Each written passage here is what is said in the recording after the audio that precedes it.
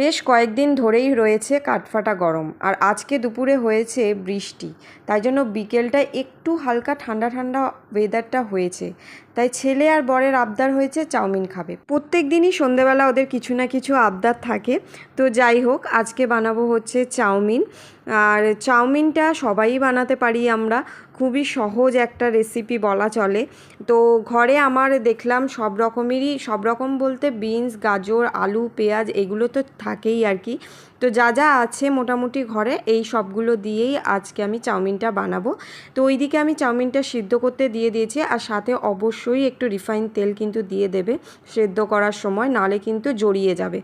আর তারপরে আলাদা একটা প্যানে তেল নিয়ে নিয়েছি আর সব রকমের সবজি। আর এদিকে ম্যারিনেট করে দুপুরবেলা রেখেছিলাম একটু বোনলেস চিকেন।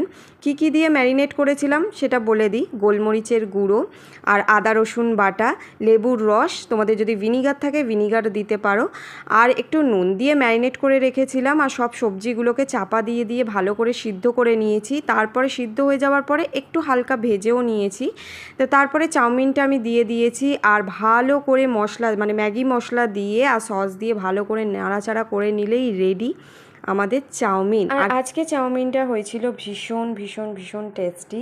তো তোমরা আমার ব্লগগুলো তোমাদের কেমন লাগছে অবশ্যই কমেন্টে জানিও। আর যদি ভালো লাগে চ্যানেলটাকে একটু সাবস্ক্রাইব করে পাশে থেকো।